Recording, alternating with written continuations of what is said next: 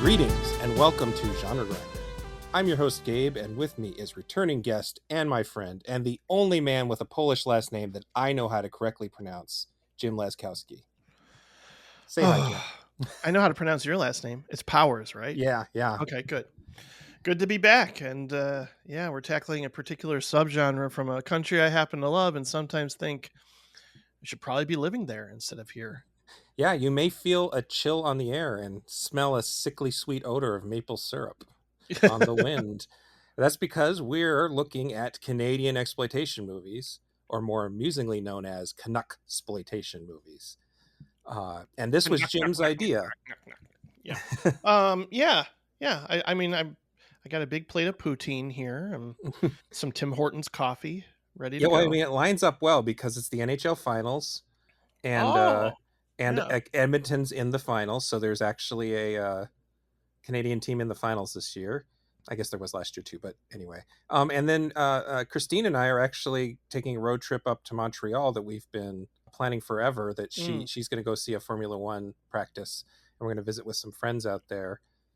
And we're actually leaving 2 days after we record this. So if you're listening to this and it's the first part of June, that means I was able to get the edit finished before we left. If it's the latter part of June, I couldn't finish it in time, and I apologize. Yeah, I know, cut it close to the wire here, but yeah, busy times. This is one of the busier months I've had, so it's a lot. But I mean, I will probably in the future think of this as a very special episode to be on for, because after living in the same place for 6 years, this is the first podcast I'm recording in my lovely new home with my fiance Sharon, and feel a sense of peace, and it already feels like home, even if there are still boxes everywhere. It's still plenty to rearrange and turn into a home together. But it's just nice. And it was, hey, the first movie we watched together after moving in was Pin. Can you imagine a more romantic movie to watch together? Beautifully. Well, okay, that's well, yeah, and I guess that's just a good way of saying that Jim was really busy, and I was busy prepping for this, and Jim's a little under the weather today, so excuse him if he gets a little coffee or something. Yeah. I think it's the smoke from Canada, ironically enough, that was fucking us up here in Minnesota, so I bet it's the same fire smoke. It could be, yeah. Canuxploitation is one of those broad subjects that crosses genres. For instance, there is a load of the classic early 80s era slasher movies that were made in Canada, sometimes by American filmmakers, and with American actors, but they were definitely Canadian films. But we have a pretty good grasp on what we mean when we say the phrase Canuxploitation, thanks to some books and documentaries on the subject. I recommend They Came From Within. Yes, that was the next, Callum Van Stal's. They Came From Within, the history of Canadian horror cinema. And then there's a documentary called Nightmare in Canada. It's kind of a short that includes him. It was, I think, sort of based on his book. They kind of made this this hour-long documentary based on that. And those start off talking about Julian Rothman's The Mask, which was a 3D movie from 1961. And then Donald R. Passmore's The Corpse Eaters, as sort of the movies that kind of kicked off the idea of Canuxploitation, even though there was Canadian movies before that. We're not going to cover those two. And a few more kind of integral titles that we're not going to include are Ivan Reitman's Cannibal Girls. That's right, the director of Ghostbusters made Trash. And Dodd Edmonds' Ilsa, She-Wolf of the SS, which was co-produced by Ivan Reitman.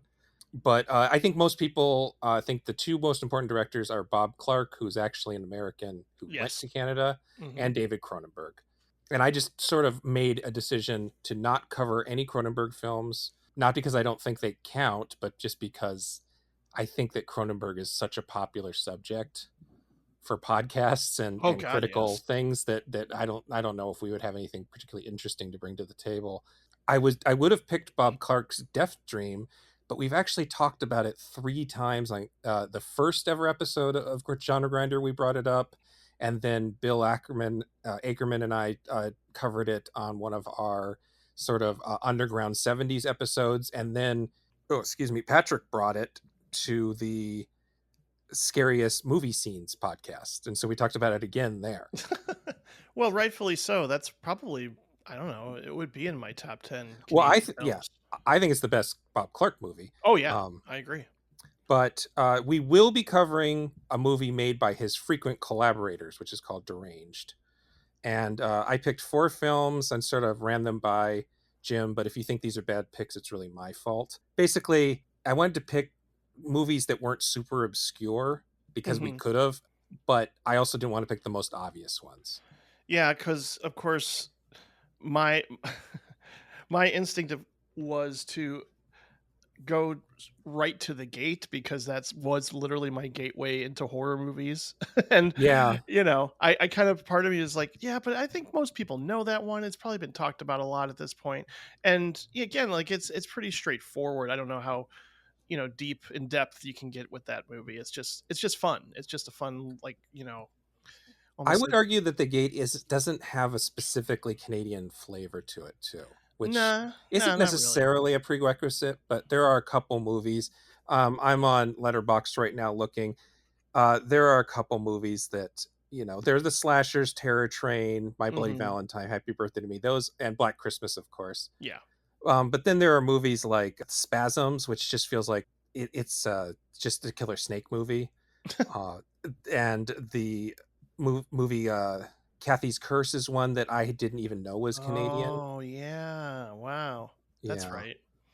Yeah, no, I found a list on Canuxploitation.com Yeah, too. that's the big source. Yeah, yeah, and I was like, wow, there are some titles on here that I'm very curious about based on the titles alone, like Sweet Prudence and the Erotic Adventures of Bigfoot. But Yeah. that's like 2011 apparently. But still, there's some, yeah, there's some whoppers on here. I'm just like, wow.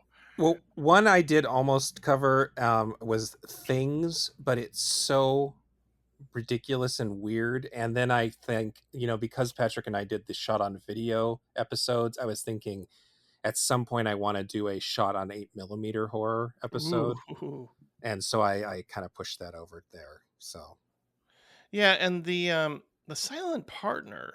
I don't know. Like I didn't think of that as a exploitation movie. I mean, it's a thriller, and mhm. but like parts of it are, like some of the kills in that are very giallo like. But Yeah, I don't know if I've ever seen that one. Does it like have a lot of nudity in it? Is that what it? yeah, yeah, there is that.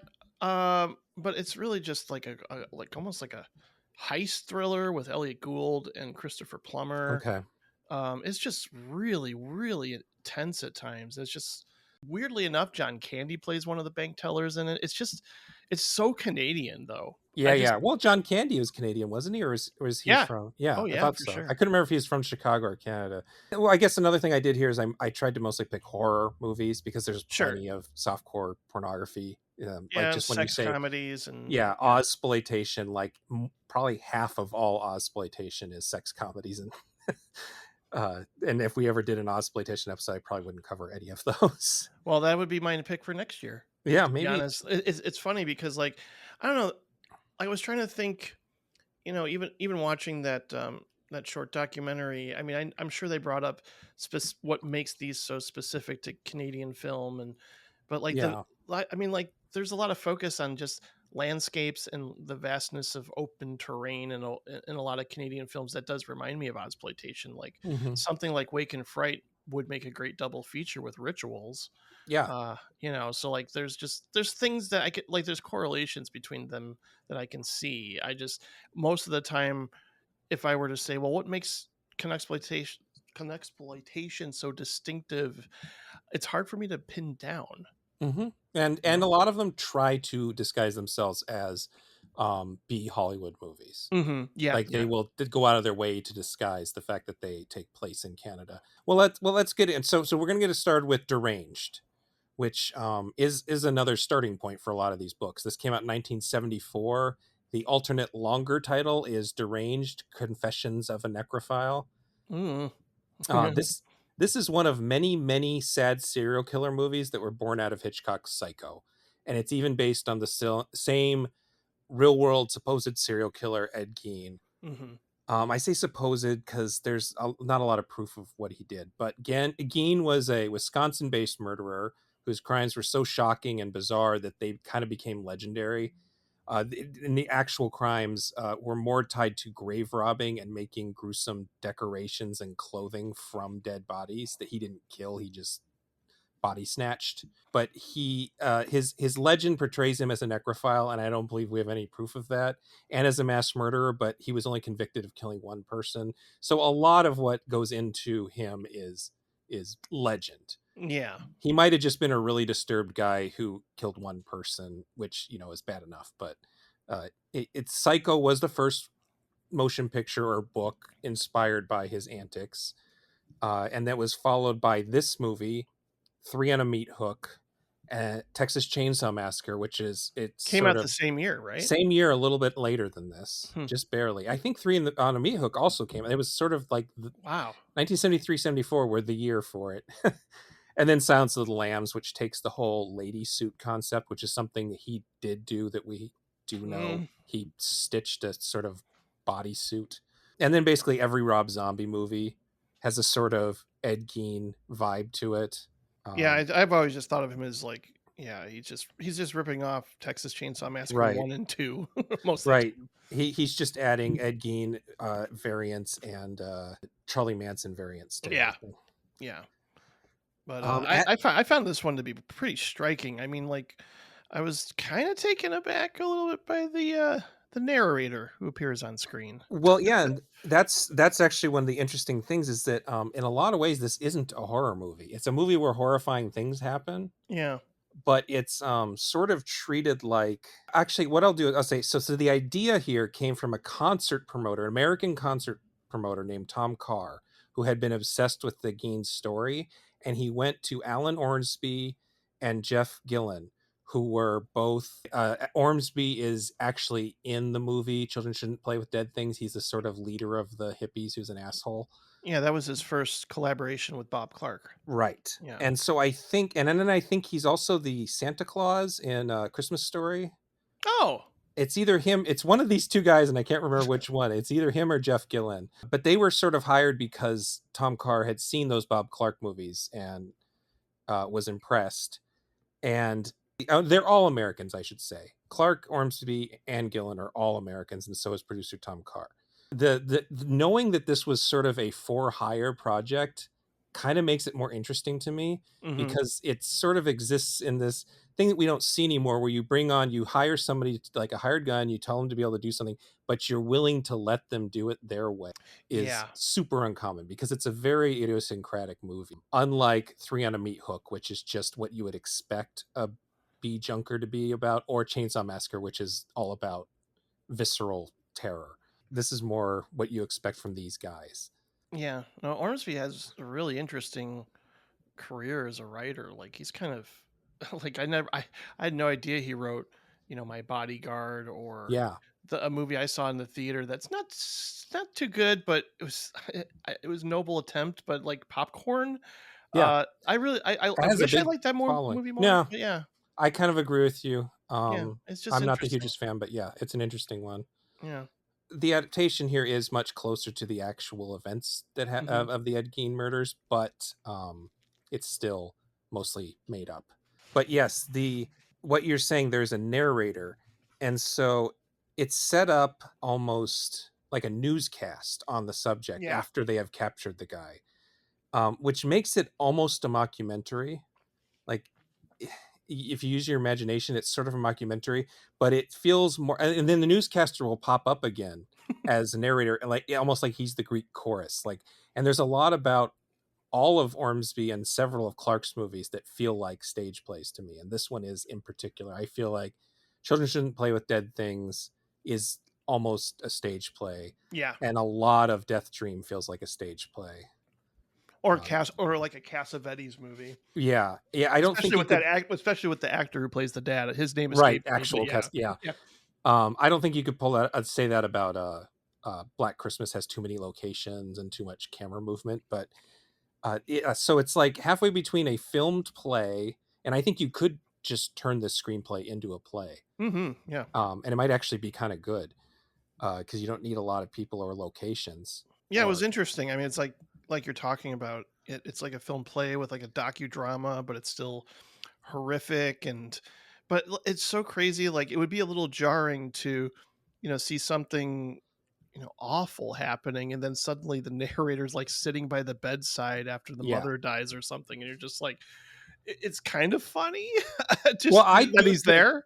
I definitely it's called a black comedy on a lot of things, and I think it is a black comedy. Yeah. I think that we are supposed to find it sort of ridiculous, but it's not a satire or a spoof. Right. It's like it's so everything about it is so matter of fact that it doesn't feel like a horror movie until and then something really nasty will happen. And it almost makes it scarier, I suppose. Like I can imagine that really in 1974 that really throwing off audiences. Yeah, and I mean, it still amazes me, because I knew the name. I obviously, Robert's Blossom was the lead in this, and Mhm.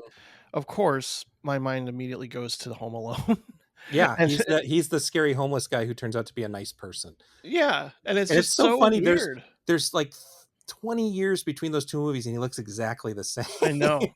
It's like It's he so was weird. born 55. Yeah, but, like, his performance is so compelling, it's so haunting, and, like, you just feel for him, like, he's sort of capturing, like, this, this man that's driven to madness by this, by the fact that he's lived only with this domineering mother and now experiencing isolation, and it's kind of unexpected whenever that happens for me, when I'm like, I kind of feel sad for this guy, even Mhm. though he's deranged, but still, Well, and you. that's the Anthony Perkins kind Mhm. of. That's why Psycho's so good. Yeah. It's not. It's good because it's well made and it's interesting. It was unique for its era, but it's also good because it's so hard to pull off a sympathetic serial killer. And everybody's tried to do it since, and I don't know if anybody's ever done it as well as Hitchcock did in Psycho. Yeah, and I mean, there's certain, like, it's. I mean, I will say that it's kind of. I wouldn't say ordinary or plain in the way it's filmed, but some moments will stand out, like that rotating like 180 shot that's in his room when he's lying in bed. Hmm. That, at first I'm like, well, why are you kind of just spinning around the room? But I mean, it makes sense. It's like capturing not just, to see how he lives and is neglectful of his surroundings and kind of incapable of self care. But then the reveal, because at first you hear the mother's voice, and it's not seen, it's just heard, and then the camera will go back to him lying on the bed, and you see that he's imitating his mother, a la Hmm. Psycho, simply because he doesn't know what life is like without her, that he's just becoming her in a way. So it's, yeah, that whole shot was like, okay, I mean, I thought it was like kind of, gimmicky at first to do that, but then it made sense once you got to the, like, what it ultimately led up to. The Psycho part also makes me think that a one way to describe this as someone who hadn't seen it, as if Psycho came out and then somebody released a B movie called Psycho: The True Story. Hmm. This kind of feels like what that would have been like. Yeah. Movie would have come, but it didn't because I don't think it was very well known that Ed Gein was the inspiration behind Psycho.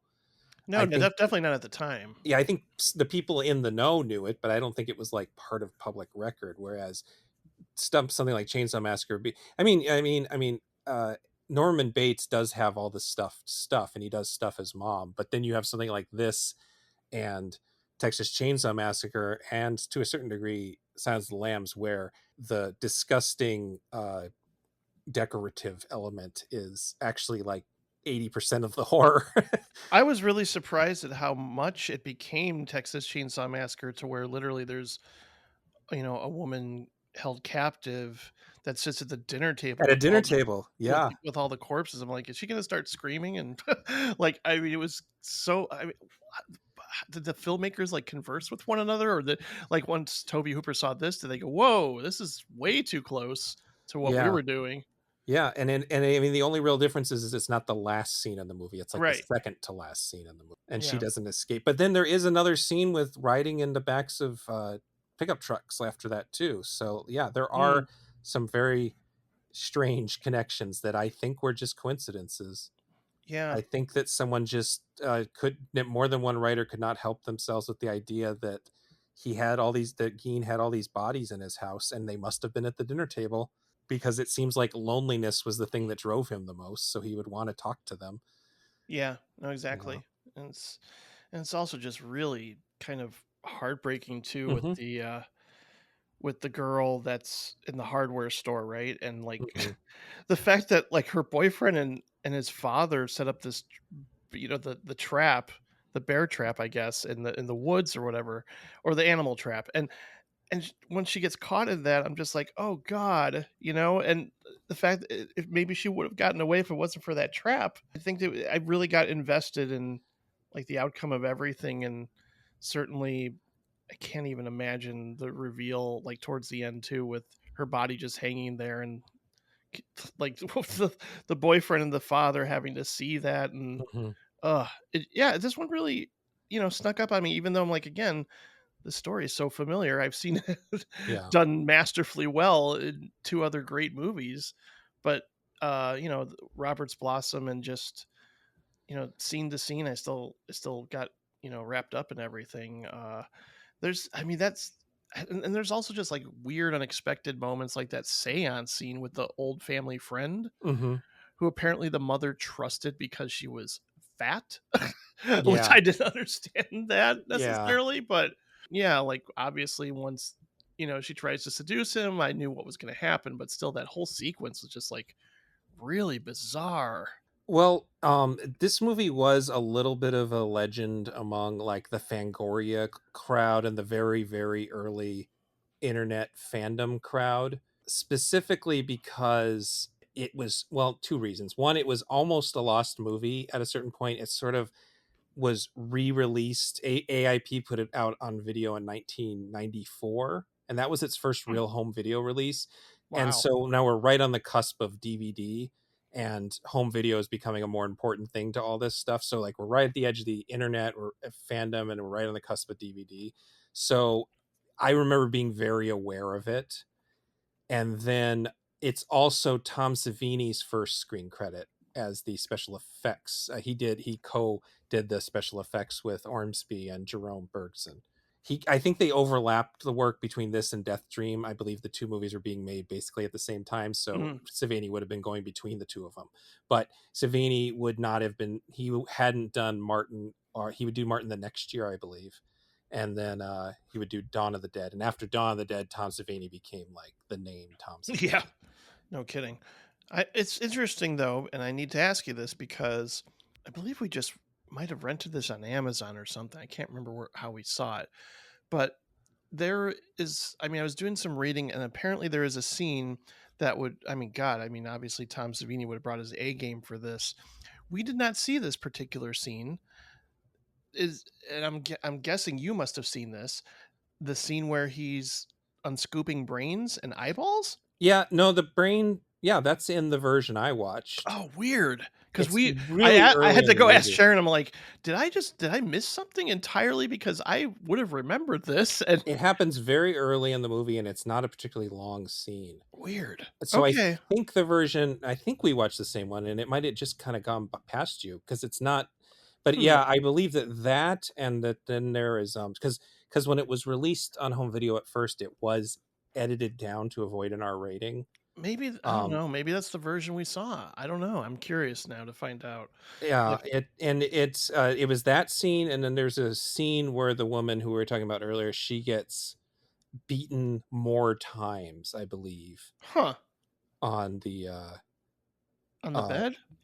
no, yeah, the woman who is just trying to escape during the dinner Oh, scene. okay. Yeah, She's yeah, yeah. clobbered more times, I believe. The thing about the gore in this is it's actually more gross than like you're prepared for. Like when Ezra is the character's name, when his mom dies, he's trying to feed her pea soup, Ugh. and it just starts coming out her nose with blood, Blood. and Yeah. it's Oh, like the custard scene from Brain Dead. It's that gross. And it just yeah. sort I of know. comes out of nowhere, and they really make it work because the effects aren't the most realistic things, but they do stuff like all the blood looks kind of like mud, which is it would if these bodies had been in the earth forever and probably embalmed on Mm. top of that, and it's just like it's icky. It's definitely a movie you want to take a shower afterwards. It's really nasty. And I mean, and at the same time, like we're talking about still subtle in that it's not necessarily like a consistently gory slasher movie. No. It's more it's a lot more reserved in a way that's almost like a character study and a docudrama, and just Yeah. kind of like, oh, okay. I mean, similar to like, Death Dream being not like your typical zombie movie. It's a kind of a hybrid, Hmm. and a really interesting one, because uh even if it gets like melodramatic or intense with the parents in that film, you're still caring about everything taking place, and that's really really kind of a feat in of itself. I always go back to like, oh shit, I am so moved by the end of May, Hmm. and when that happens, because I don't know, most of the time horror movies, I don't know if I go to them for, oh, I want to feel an Yeah. emotional connection to what's taking place. A lot of times I just want to have fun and kick back and enjoy myself, or at least get scared and treat it like a roller coaster. But every once in a while, a movie like this, I'll just go, oh, this is kind of sad at the Yeah. same time. There's a new, I believe, 4K version from Vinegar Syndrome that I maybe would have bought before we did this, but I just didn't Ooh. get around to it. The one thing I noticed this time that I'm wondering if I couldn't find any other information on it, but I noticed a lot of characters. It really sounds like they refer to him as Ed Hmm. when his name, and then there's other scenes where they'll say Ezra, and so I was trying to decide if they're trying to say Ez Yeah, I think it. I'm pretty or sure if, as. but then my other theory is that they were saying Ed and there was some sort of legal ramification to implying that this character was named Ed Gein, so Mm, they sort of, you know, shot more scenes where they said Ezra and to imply that they're saying Ez instead of Ed, but it really sounds like they're saying Ed to me in certain scenes, but I'm sure that's something that would be covered on the extras in the new release, but I was not able to see it. yeah, I think Arrow might have put out a release of this as well at some point. Yeah, not too long ago, and there was a Yeah. Kino one. No, it's quite good. I recommend it. I mean, I again, like, I'm more curious to explore like what other films Ormsby has done, just because of my love of Death Dream and everything. But Mhm. was this the only one he directed or Yes, co-directed? I Yeah, believe this is the only directing. yeah, I mean, I'm sure there was other stuff he did on those movies where he was working hmm, yeah, with Clark, but he never got a credit. Like it yeah. seems really likely that he was co-directing Children Shouldn't Play with Dead Things as being the writer and one of the main actors. It just It, seems likely that he would. apparently on IMDb it says that he made a movie 2 years after this called The Great Masquerade. I have never heard of this, but Mm-mm. apparently Robert's Blossom is in it. Oh, okay. Weird. Maybe they made it at the same time and they just didn't release it for 2 years. Yeah, that's possible. I'd be It kind of curious. seems like that was part of like the Bob Clark model, was to, like, all these movies were made kind of on top of each other, came Yeah. out really close to each other, including Black Christmas. This doesn't sound like a horror movie too, so I don't I don't know what to make of this one, but all right, let's move on. Yeah, so then the next one, so that, yeah, Deranged is like, it's like a proto slasher, we could call it, and it's like a it has elements of that. So part of the fun of this particular podcast is I'm kind of sneak peeking other possible episodes of Genre Grinder because we're picking these specific movies. So the next one is Rituals from 1977, which is known as The Creeper on some releases. I don't think either of those are particularly good titles for this movie, but Rituals is definitely a better one. Because um the Creeper is almost a spoiler, which I guess we're going to spoil stuff about it. The Creeper implies that there is only one killer, which there is, but throughout the movie, it's sort of implied there might be more than one guy. And so I much prefer Rituals as a title. I do too, and I think maybe at some point down the road you will do a genre render episode on backwoods horror, right? Well, so specific. You're getting ahead of me, Jim.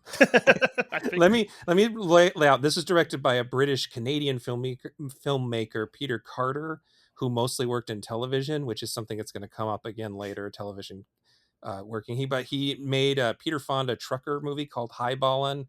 He made Hmm. a Jack London adaptation called Klondike Fever, which seems to be a sort of PG companion piece to this movie from its description. And he made a movie called High Point, a CIA comedy that had Beverly D'Angelo, Richard Harris, and Christopher Plummer. Oh So wow. he made some pretty big releases outside of Canada. This is sort of the low budget Canadian version of Deliverance. Indeed. And I've always been really, well, I shouldn't say always, ever since I saw Deliverance, I've been really into the idea of Deliverance alike movies. And it's like a certain kind of survival horror, backwoods horror thing. But there's just something about the part that Deliverance brings to it is that it's not just like campers, which is, you know, part of it, but it's like a group of men trying to find themselves. So Deliverance has a group of men go into the wilderness to reconnect with with nature and their sense of manhood, and then they find themselves locked in this mortal battle with local hillbillies. And then there's this movie where they go to the Canadian doctors this time, go to the Canadian wilderness, and they also come across, well, they think it's crazed hillbillies, but it's actually a someone with very severe post-traumatic stress from World War II, Right. who has, so it's a little less of a crazy hillbilly and more of a not David Koresh. What was the name of the Unabomber? Whatever the Unabomber's name was. I I was gonna can't. say David Caruso, but that's not right either. I No, thought it was. I thought it was Koresh. Krasinski. Oh, Kaczynski. Ted Right. Ted Kaczynski. Kaczynski. Yes. Yes. Yes. Yes. Another Polish name I know how to pronounce, I Oh, good. guess. um, but then there's a couple other movies that, like, if I ever do this, like, it's like we've already covered Ritual, so we can't cover it again. But there's a movie called Southern Southern Comfort, Comfort. which Yes. is, I think, my favorite. What's his name movie? Walter Hill. Walter Hill movie, Yeah. which is sort of the Vietnam version of this idea. Mm-hmm. It has definitely a war slant, and it's Cajuns instead of hillbillies. And there's a 1988 movie called Brother in Arms, and an Huh. '86 movie called Hunter's Blood. Those two are trash, but they are the same thing. They are definitive Deliverance ripoffs that came out quite later down. And I think the movie, if we're going to be able to include any slasher, it would be Just Before Dawn. Feels like it fits this, Mm-hmm. which Yeah. is one of my all-time favorite movies. Would you Um, say like? I mean, I guess no. Like things like surviving the game, or like those are more what you call it. That's like the Hunger Games, or not the Hunger Games. right, You they're know what? they're death game Yeah. movies. Yeah. Yeah. Yeah. I mean, there's the one, there's The Edge, the one Oh where yeah, with the bear. Alec Baldwin and Anthony Hopkins are running away from a bear, and that's a case where it's still kind of the same thing. I think that, like, if you had a pie graph or a flow chart, you could have a Hmm. flow chart like when you see the flow charts of animal genuses and how they split and stuff like that. You could do that with this kind of horror movie. Yeah, I guess those other ones I was thinking of was like the Most Dangerous Game kind of scenarios where Yeah. it's like all set up and they're all trying to outrun people. Like it's just, I don't know. Yeah, I guess I kind of have an affinity for that too. Well, and there's something about being hunted by Yeah, humans and being exactly. just not prepared for it. I think the metaphor, not even the metaphor, but the theme of rituals and deliverance are closer than the themes to any of these other movies.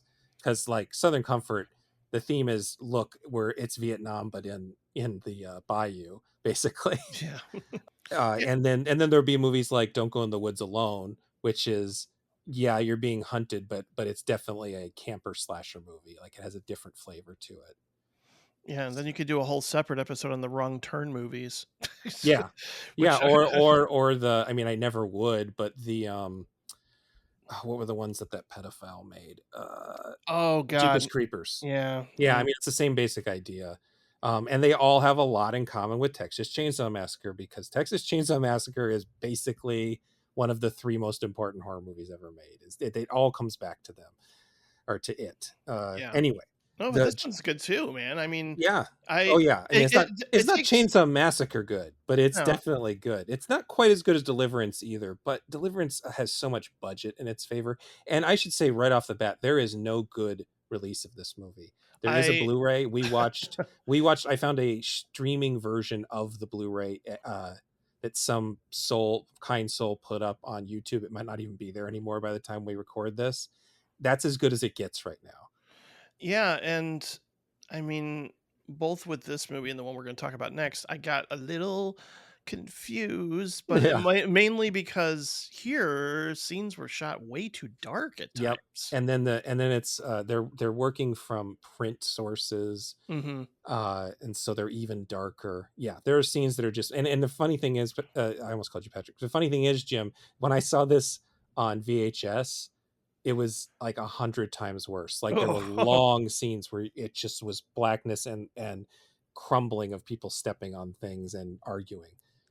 yeah, that's it's like what's happening here? But no, I mean, once it's a slow start, but I mean, of course, we want to establish all the character dynamics and that I don't mind that. I don't mind that it's like let's get to the good stuff. But once the deer head appears, and of course, like I'm anticipating all these things to go wrong and all these traps being set up, and every character is going to meet some sort of demise. But I there's something just about like I was talking about earlier with Robert's Blossom. There's something about Hal Holbrook as an actor that's just so human. It's just like he's so relatable and grounded. I don't know if you've seen the film Natural Enemies, but that No, that is I mean really like his performance in that really makes that movie, it elevates it so strongly and beautifully because he just seems like an everyman, like a guy that you would run into on the bus or something or just I think there's just something naturalistic about his approach to acting that never seems over the top. And I think I just love that groundedness of him as a performer, but just also I think he's the one you can most likely get on board with throughout this movie. I mean, like yeah, his friend towards the end, Mitzi, just screaming so much his name. I was like he was getting on my nerve. I mean, he got on my nerves a lot, but still. that's kind of, yeah. I mean, well, if the value of Deranged is that it is what you think of as a horror movie, but it's being filtered through all these other genre and stylistic lenses, I think the value of this one is, yes, it is a really nasty like almost slasher era ripoff of a more subtle movie, slightly more subtle movie, Mhm. but it has such good performances. Yeah, And there's absolutely. none of the there's it's just some guys. They're all older guys, so I hate to say it, but there's no sex appeal going on. Your sexiest guy is Holbrook, and Holbrook's fine, but yeah, he's not. I don't know if I would call Holbrook a sex symbol. Yeah, the other actors are Lawrence Dane, Robin Gamel, Ken James, and Gary Reinecke, sorry. But I mean, Holbrook, who is also an American, not a Canadian, he hadn't done that much at this point. He had been in Magnum Force, but he had been in All the President's Men. He played, I believe, he plays Oh, right. uh, uh, Deep Throat in that.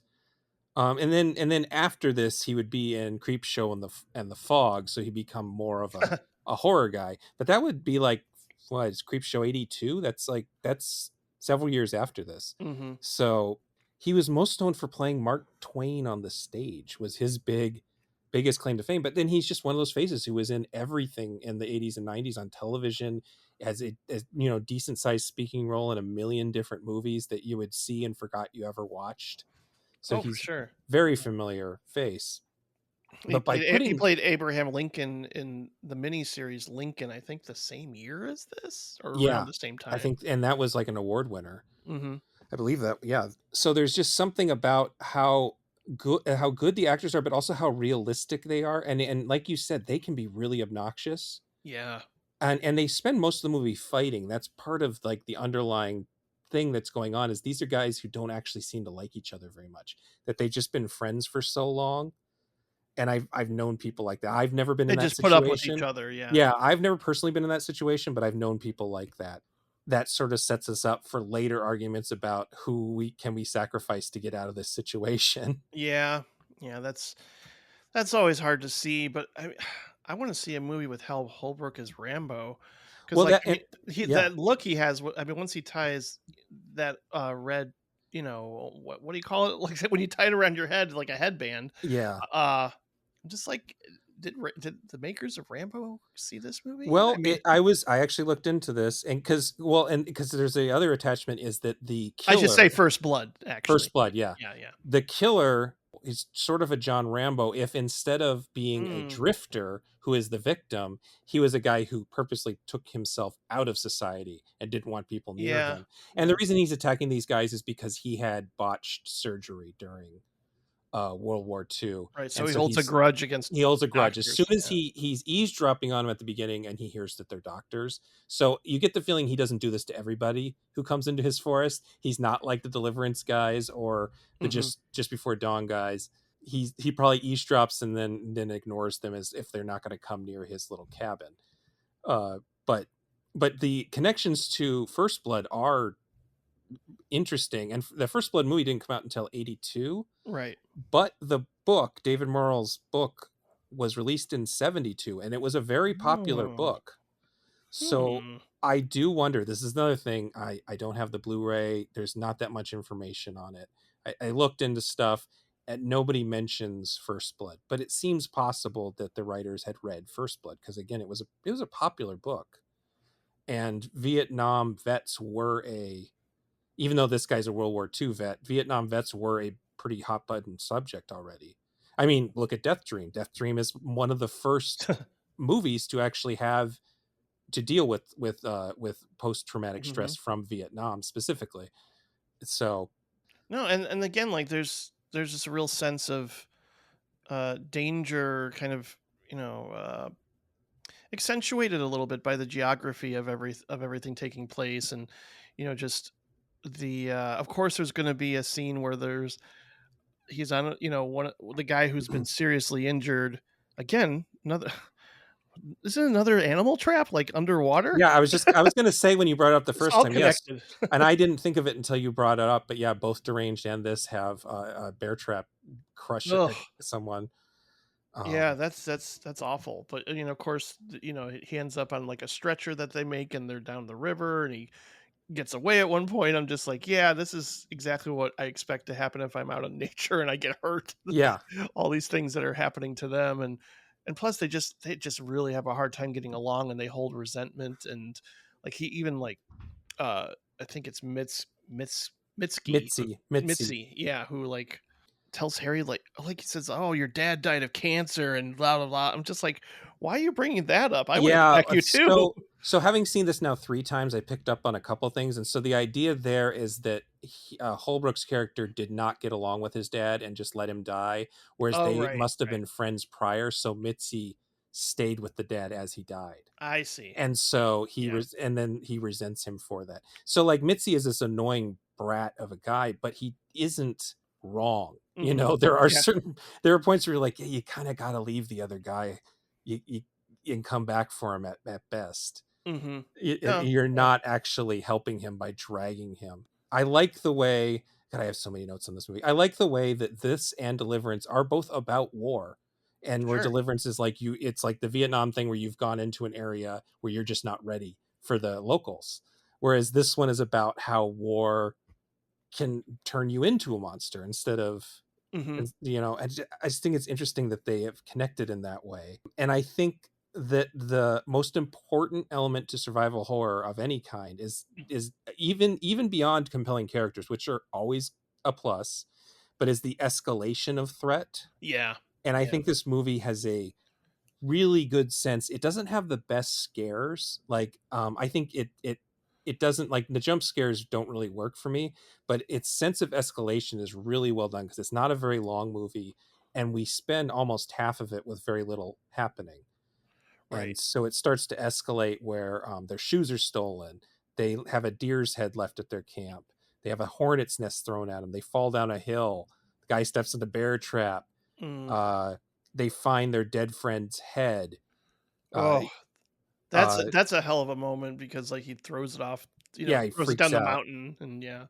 And well, and then the worst is they find the guy who had gone ahead. Who, the one thing that doesn't work in this movie is they keep trying to imply they kind of red herring the brother that it was his idea to go here and he goes ahead of him because he's the only one who's brought 2 pairs of shoes. They're sort of hinting at a red herring where he's the one doing all this for some reason, Oh, yeah, and you yeah. never buy I that. didn't yeah, I didn't buy that.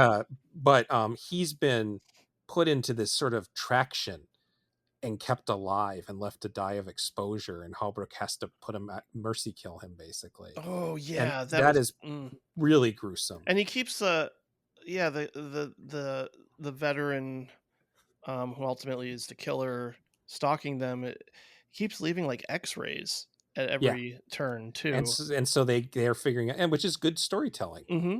Yeah, no, it Uh, keeps you interested and and it's a curious. good way to dump exposition too without it being too awkward. Yeah, Uh, yeah, I because you're taking it. These guys are screaming and yelling at each other constantly, and sometimes when you scream and yell, you can dump exposition without it sounding unnatural. yeah. I mean, like you're talking about. I also think movies where men are kind of repeatedly tested by their environment, and just like how they're trying to adapt to these really intense situations, but they're also, think they know it all, or they're stubborn, or they just don't know how to handle it. I think it's ultimately just really interesting to follow. And uh I really like just seeing what's ultimately going to happen. But then again, like I was talking about earlier, the only thing that is a strike against it, and maybe this can get cleaned up at some point, I don't know, but even during the climax, that's when it gets, I mean, really dark. And I was Yeah, like really trying to figure out, well, what's he doing at this moment? I know he's got the wound and it's gushing, and yeah, I yeah, can he's kind of trying make it to out. Yeah. seal his femoral artery while his Right. friend is burning to death. And Yes. so he can either go save his friend. Yeah, it's not quite well put together because the idea is he can either save his friend and bleed to death or save himself and his friend will burn to death. And it's not quite put together in a way that we understand he can only do one or the other. It Hmm. seems like he's just failing to do them both Yeah. in the context of the movie, but it's still pretty intense. Another thing I think they do really well that's subtle that could look much better if you have a nice print of this is that there are visual references to like literature, I think, that I never noticed before. Because like the idea of them going down the river is clearly Heart of Darkness, and again, Mm. this was before Apocalypse Now, so it's another one where I feel like it was ahead of the curve. It's trying to rip off Deliverance, but it's also ahead of the curve for First Blood and Apocalypse Now. Yeah. And they sort of like end up in this dried out windy stretch that's been destroyed by wildfire, and I suddenly was, oh my god, they're trekking into Hades. This is just Dante's Inferno. Like I had never put that together before, but that they really do walk into hell at their worst. There's no more water to help them go upstream. They have to drag their friend across rocky dryness. And it makes they're in the middle of Canada. What, or not the middle, there's south part of Canada where it's nice and green. Why is there this horrible area here? Yeah. And then one other thing I think they're ahead on that might, I don't know, might have had this on mind is Jigsaw. The killer Jigsaw has similar motivation to the ritual killer. Wow. Yeah, I hadn't put that together. That's a And good I would call. not be surprised Huh. if James Wan and what's his name had seen this movie and were fans of it. Sure. Especially we were already talking about the connections between Ozploitation and Canuxploitation. Yeah, Um, it's interesting that he does hold this grudge against all doctors for like a botched operation, and mhm. yeah, all that too. But no, I mean, it's, I will say, like, I mean, it's really it's really intense. It really gets under your skin, and yet at the same time, there are moments of like, oh, that's a beautiful shot, and certainly the final shot of him just sitting on the highway is just like that Yeah. open road ahead of him, and yeah, Which it's they might kind of have kind beautiful. of borrowed from Chainsaw Massacre too, now that I Mhm. think about it, because ends with her on the highway escaping, but we don't know where. Yeah, And it's sort of yeah. like the highway is the way you can finally escape the horrors, the horrible rural nature. Right, because yeah, hopefully a car will come along and save you, Yeah. hopefully. But no, yeah, it's I don't know why certain movies like we're talking about, I don't know, they just get so lost under the radar, they never got a proper release or Well, something, that they're and just this was hated. That was something I didn't know. I read weird. the little bit I could find. Siskel and Ebert named it the Dog of the Month twice, or What? Dog of the Week twice. They hated it. Hmm. And so it really took some time for people to say, no, this is actually an interesting movie. It's not just a gross, because it is. I mean, it is really shockingly violent at sometimes for 1977. Like we're still not quite post. I feel like post Dawn of the Dead is when we start going, yeah, yeah, anything goes. We can just be super, super violent. Yeah. Dawn of the Dead, and then like 1980 Friday 13th comes out, and we're just going to be nasty. I'm still confused by some of Ebert's responses to horror films, and yet he had a love for the original Last House on the Left. I've always kind of hated that point, honestly. It Yeah, drives me nuts. it's so weird. Yeah, I've the way he talks about horror movies in a lot of his earlier career in the 70s, and he like does stuff like he says that he accuses the people in the audience of being sex criminals and stuff. Like it's really Oh yeah, over the the top spit on your annoying. grave Yeah, review. and Yeah, it's like, and I don't like I Spit on Your Grave, but I'm not going to blame the people watching it. Like, I don't know. yeah. Always had problems with Ebert, especially a great writer, but I don't think he and I have a lot in common as far as our taste in film. Especially, yeah, he had questionable taste in genre films. So, One thing I wanted to know if you noticed, because I had Mhm. somehow missed this the other two times I saw this movie. Did you notice that the Robin Gamel character, while having a heart to heart, he plays a character named Martin. Well, he's having a heart to heart with Hal Holbrook before he gets bear trapped.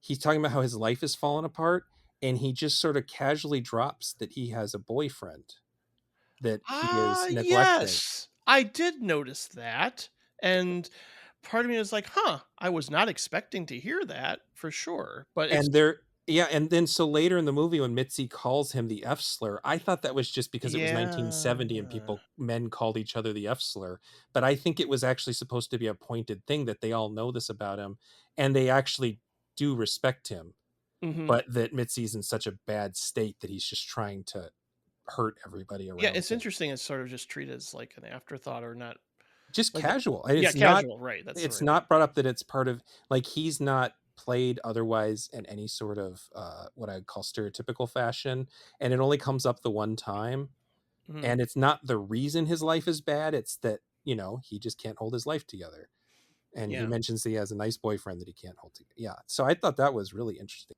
And then according to that they came from within the book, the writer Ian Sutherland actually met with Canadian World War II vets who Oh. had been prisoners in Hong Kong in the 40s, early 40s. So he did sort of like, he didn't base any of the characters specifically off the vets, but he wanted to be around and understand how they were thinking because he hadn't been in the war. So it's like it's a nice touch. Yeah, for sure. And then yeah, the reason why this finally picked up was actually Stephen King, which sometimes is the case, but Stephen King really liked it and mentioned it in some interview at some point. It might have been mentioned in his Oh, right, nonfiction book, dance or the dance Danse macabre. Macabre. Yeah, Yeah, yeah, it yeah. might have been in there.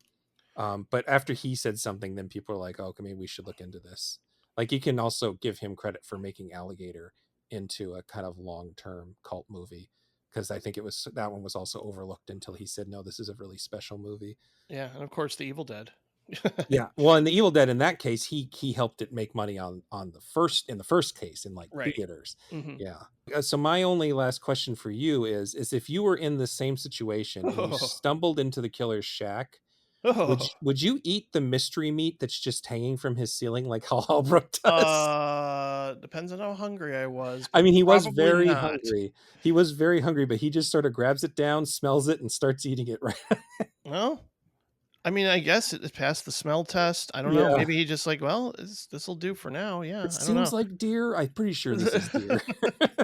Yeah, well, he had a deer head. Maybe this is the rest of him, rest of the Yeah. carcass cooked. Hopefully, I wouldn't. I got a sensitive stomach, man. I wouldn't risk it. I think I would have died before I even made it to the shack, Yeah, honestly. I actually probably wouldn't have moved. I probably would have said, "Nah, we got to stay here, guys. That someone has to know we're here." And I would have tried to hunker down. I think that would be what I ended up doing. yeah. Um, I don't go camping. yeah. It's just not my thing. I mean, I'll go on like a nature trail walk once in a while just Mhm. to like get out of the city and the hustle and bustle and everything. But I never have this desire to be like, oh, I want to stay overnight here and make a fire and hang out all night because I think that would be terrifying, to be honest.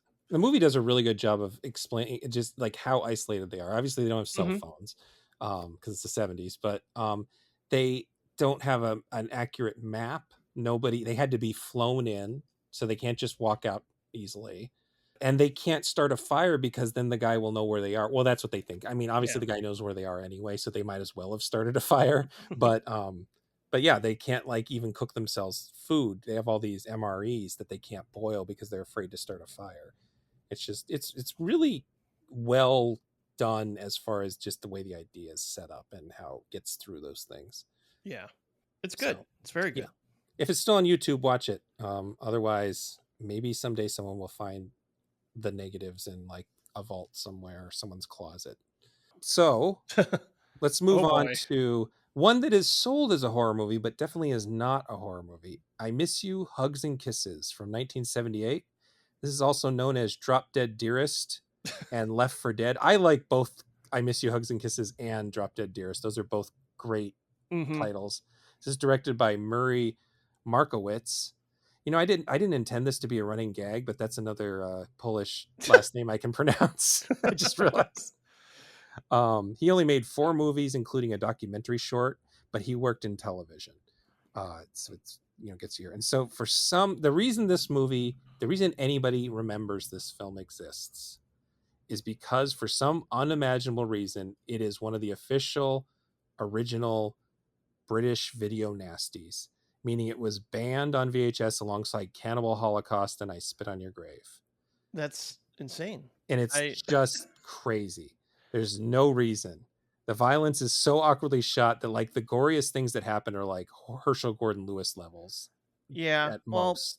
I mean, like the only moment really is just that that hitman kills the schoolgirl in the I mean, this is there's a clubbing scene that is gross. mhm. There's a bludgeoning murder, Yes, yeah, and we cut back to it a couple times. And yeah, that stabbing does imply necrophilia. I'm going to right. talk more about that scene in a bit because I think it's such a weird, random scene. It sure is. And It's a there is a weird random really movie. Yeah, and there's a really callous scene. The star is Elkie Summer is the one who's killed, and there's this really callous scene where they take her body and they strip her before putting her in a bag, and it's just an excuse to look at her butt, pretty Yeah, much. yeah. She's But from Lisa and the Devil, right? yeah, Lisa and the Devil and Baron Blood. Yes. um Yeah. yeah, she's well, I'll talk about her a little bit too. She's weird. She's perfect for this movie, I guess. Yeah. But there's this like theory out there that some of the movies that ended up on the video nasties were just there because they were so either ineptly made or weirdly made that the censors got disturbed by how this doesn't make sense and why does this exist. So if there was any gore at all, it would freak them out. And and I think that this movie is a perfect example of it, where it has this sort of mediocrity to it, but it is put together in such an insane way that I feel like censors could be, after watching I Spit on Your Grave and Cannibal Holocaust and Cannibal Ferox, and you don't like these movies and you're watching them just for censorship purposes, if you see this movie, then you think you're going crazy. And so Yeah. then you're like, you know That's what? I what I don't think felt anybody else like. should watch this movie. I did feel that way a little bit. I mean, I wouldn't say it's like edited like a Nicholas Rogue movie, but it's just kind of I wouldn't even say it's inept. It's just weird. It's just a weirdly put together movie that jumps around and and at the same time it has like a almost like a soap opera vibe going Yeah. on. And yet there's, trying to solve the mystery and it's also a courtroom drama. I mean, it's like a real mashup where at times I kind of felt alienated from it and the fact that it never found like a tonal consistency, but yet at the same time I'm like, well, it's a courtroom drama, so I got to find out if he's guilty or not. So I mean Yeah. that's what I always think about that. Maybe that's why I can get behind like most Grisham adaptations because it's such like an easy way to hook an audience is just, well, we got to find out if he did it or not, Right. and what does the jury think, and did he do it, did he not, and are we going to figure out how and why? And so I mean, again, it's like a good mystery, but unfortunately I don't know if I really cared enough to really get caught up. But at the same time, like you're talking about, it's edited like a fever dream. It's edited in this really bizarre way that I kind of found at least to like compelling enough, but I also was confused at times. So and just like some terrible line deliveries. I mean, Uh, there's even a cutaway to a POW prison camp escape scene yeah. that happened. They cut away to it a couple times. So like, it's not just a courtroom drama, and not just a sensationalized a true crime account, and it's not just a soap opera, but it also has this POW scene, and then this, as we said, this murder scene that's tossed in Hmm. out of nowhere, just to have a red herring. Absolutely, there's a serial killer who's also involved, and it's just to have the serial killer aspect. What it initially reminds me of, if you take out the weird editing, is that it's a trashy made for TV movie of the week. Yeah, yeah. It It's makes like, sense that this director would mostly focus on TV then. yeah, and so yeah, it's like Death of the Cheerleader or Woman Scorned. Mm. I always remember, Yeah, this could be a lifetime, like it with that yeah, title even. this I wrote in my notes. This movie walked so that Lifetime Originals could run. Yeah. Uh, the one I always remember, you're about around my age, was in 1993. There were two Amy Fisher TV Oh movies, yeah, one with Drew Casualties of Barrymore. Love and Yeah. The Long Island Leader. One had Alyssa Milano Yep. as Amy Fisher, and the other one, the Amy Fisher story, had Drew Barrymore as Amy Fisher. And they were released on, I think, ABC and CBS, competing networks. And I remember it being like a topic. Yeah, I remember them. Yeah, like it's something you would see in TV Guide that they were almost like competing against each other. Yeah, It's kind of funny. Like, and those are the things that like my mom was so huge into true crime. Like, well, I guess I know what I'm watching with my mom tonight, yeah. just because I was so curious about these true events happening. And oh, I think Alyssa Milano is cute, so I'm going to watch this for sure. But still at the same time, it's just kind of yeah, It's trashy TV, but it's but still it's fun. so, yeah. And then this movie takes that idea, which is mediocrity. Those movies exist to be mediocre. They are junk food, and this one takes junk food and then just like, it's like the editor was crazy, or maybe he didn't have enough footage. Mm, I say I didn't actually look it up. Maybe they didn't have enough footage to work from, or there's a weird phenomenon, before home video was big, where they would take movies and shorten them so that they could sure. put them on 8 millimeter reels to watch at home, and they just cut out anything that wasn't absolutely necessary. Because Yeah. it's like so much stuff happens off screen, and then there is, right off the bat, we have a flashback within a flashback within a flashback. I know Eh, it just drove me nuts a little, but I mean, at the same time, I'm like, this is such a weird way to tell this story. I mean, most courtroom dramas aren't told this way, so yeah, they'll have I'll give it that. flashbacks, Yeah. but you don't have a flashback and then have a different flashback. And some of it they're clearly doing it on purpose, because the like third level flashbacks have purposely blown out white levels to look Mm, dreamier. yeah, yeah, yeah. So it's like they are sort of they're doing visual things to separate the timelines, but but because you don't understand what's going on, it doesn't matter. You're like, okay, I guess we're in a different timeline now, but I don't know what that means in the context of the story. In the there's I have a book, about the video nasties, called See No Evil, and the author, David Kirkes and David Slater, whichever one is writing this section, he says that it's so complicated it would give Peter Greenaway a headache, which I really liked. Yeah, that's a good way to put it. I think that they forgot that they had a daughter. Like the very first scene of the family, there's a kid, and they don't really imply who she is. There's just a kid, and then 50 minutes. I looked at the timer. It was about 50 minutes into the movie. Suddenly, this guy. I should explain what the story is here. This is based on a real crime. Right.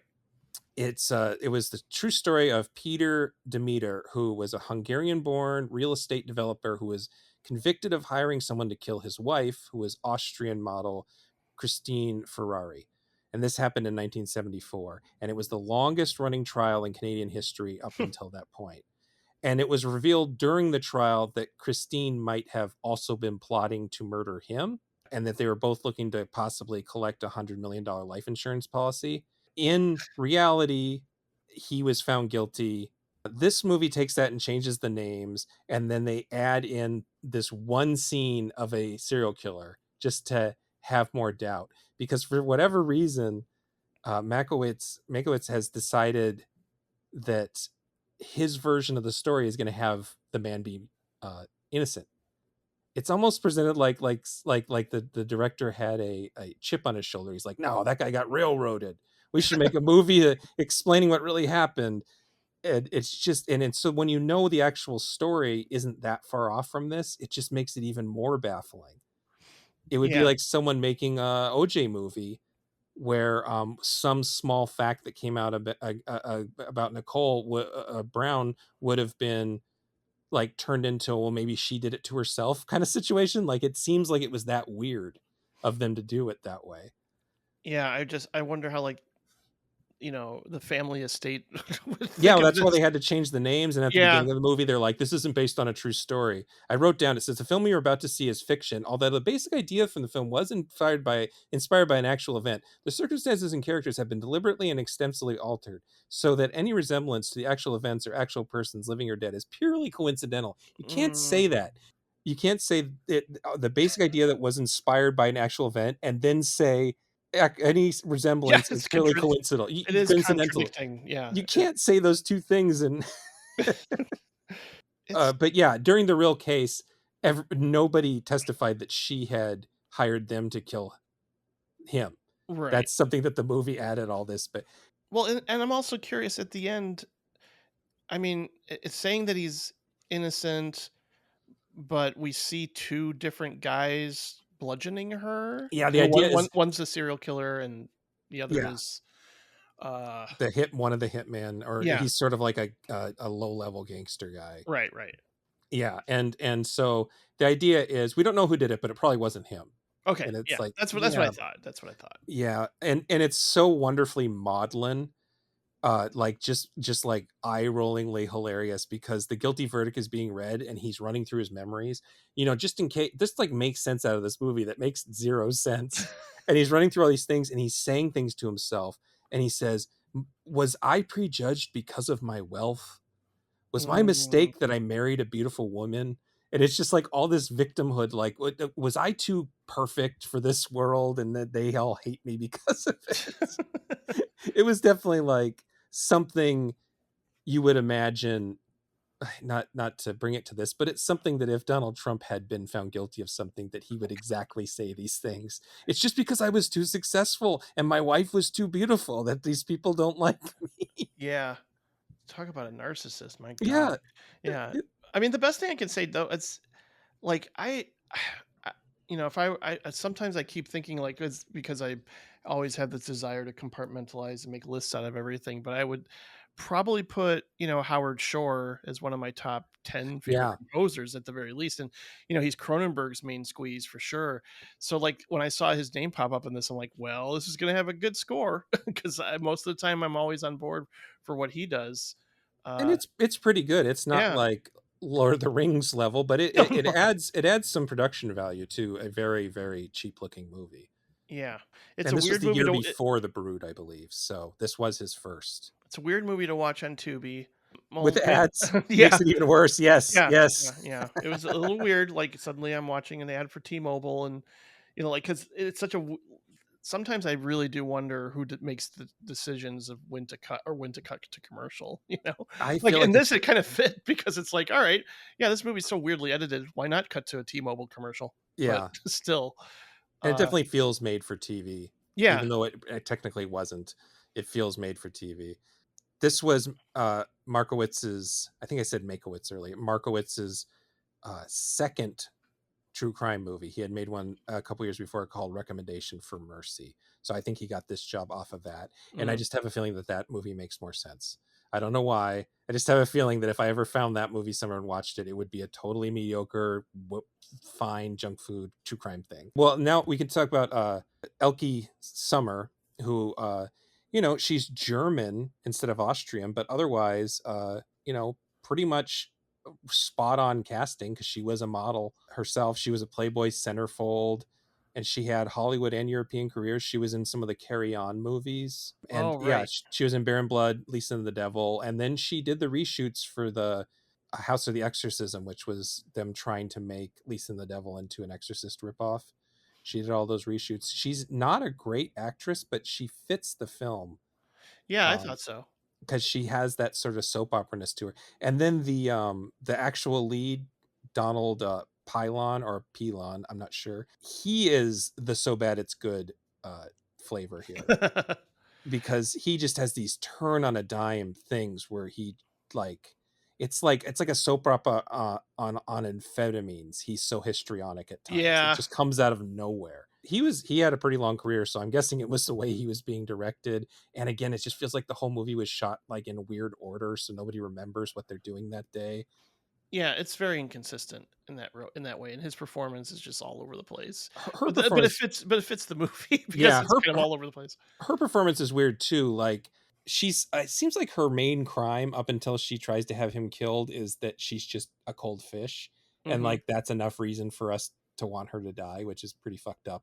Yeah. But there is a scene where she discovers he's cheating on her and she breaks down crying when every other scene in this movie says she would cheer and say, "Yes, I have blackmail."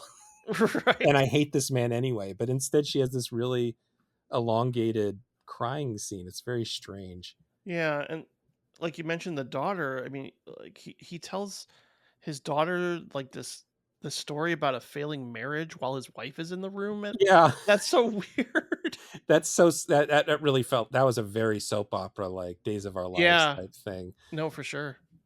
I guess the other recognizable actor is George Touliados, who is this character actor. He's got a really big nose and really buggy eyes, and he usually has a big mustache. And I've seen him on a million TV shows. And I think he's kind of easy to confuse with Lee J. Cobb. Oh So yeah. I think I thought it was Lee J. Cobb for a second. Like, how the fuck did Lee J. Cobb? But then I'm like, no, he's not nearly old enough, is he? And so I looked it up, and yeah, it was this other guy. But yeah, he's in a million TV shows.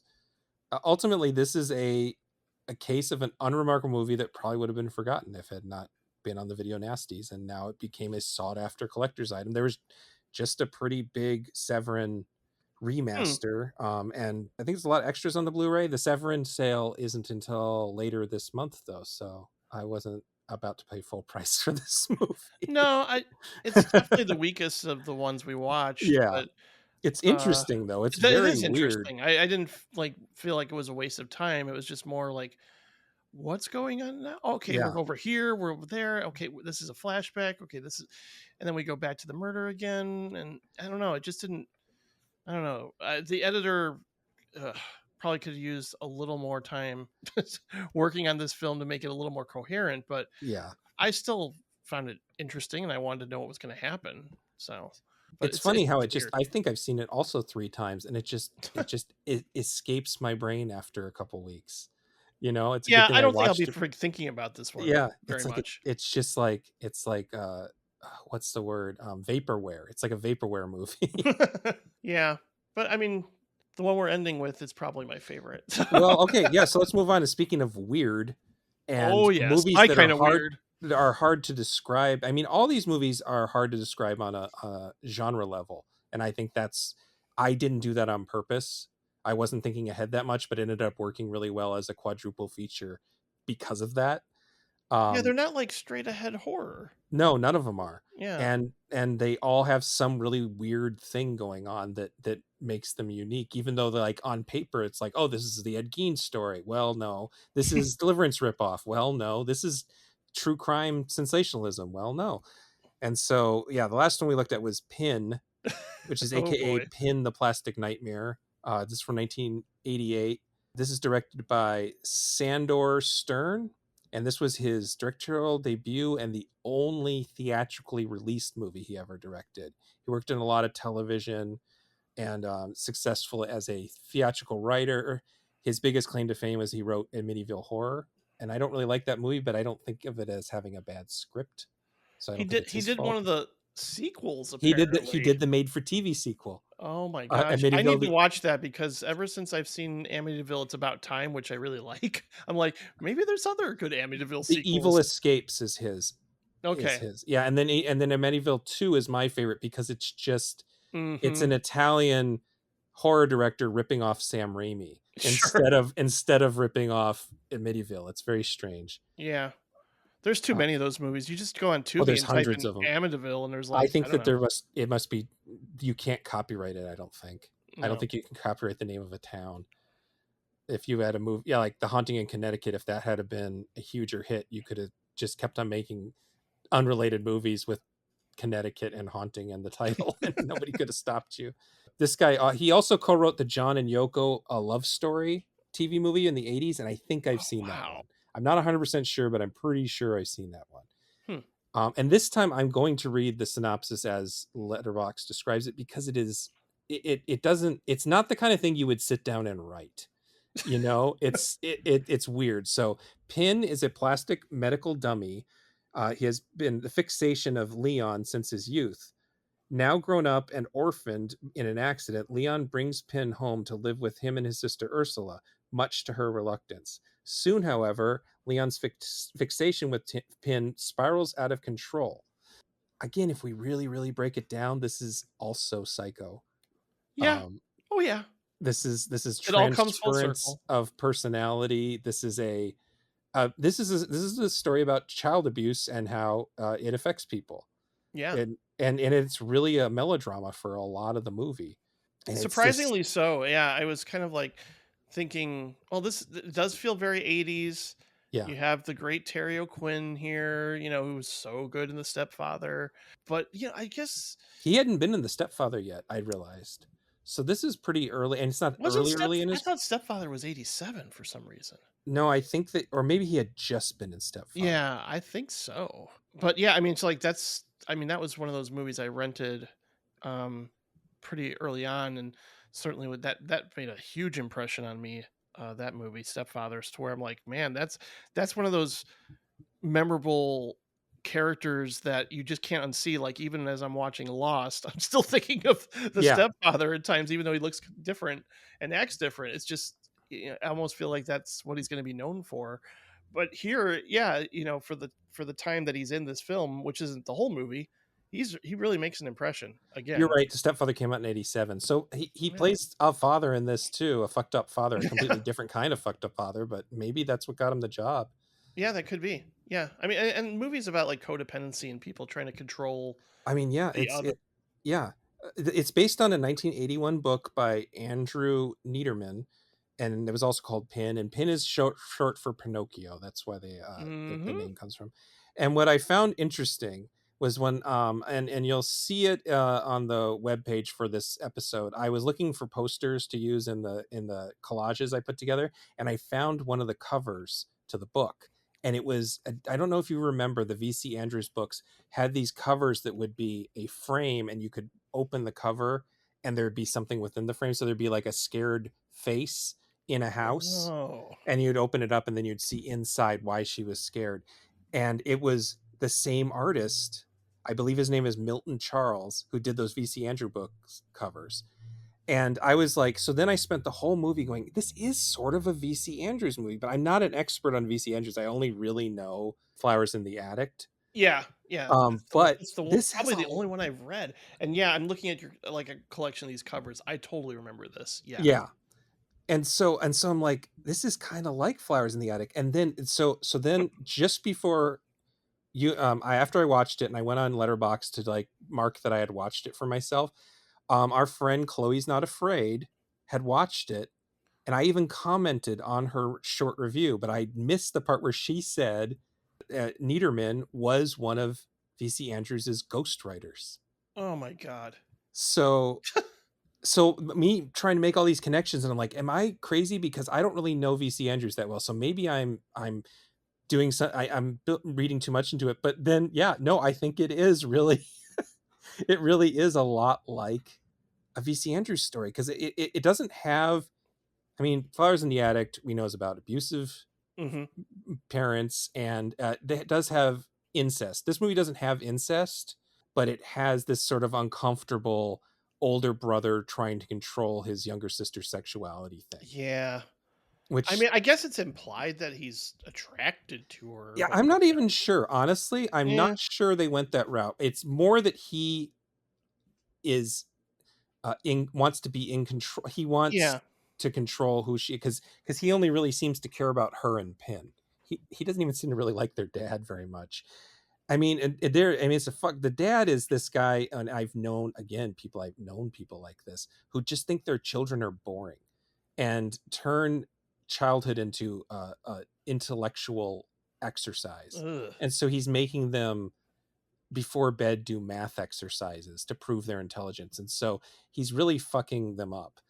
And Uh, and and him speaking and of the fucking boy, him up, like, are you, did he performed an abortion on his own daughter? yes, and Is later that in the movie she gets pregnant. oh. One thing I like about the movie is that the movie doesn't judge her for being sexually active and interested in sex. It's Hmm. actually, she's the hero of the piece and she's the normal person. Right. I do like that. But yes, and not only does he perform abortion on his own daughter, but he invites and is sort of disappointed that the brother doesn't want to sit in on it. Yeah. That. Oh God, forgot about that. So You're it's a movie right. like that where it's not a Oh. horror movie, but then things like that will happen and you're just really icked out by it. Yeah.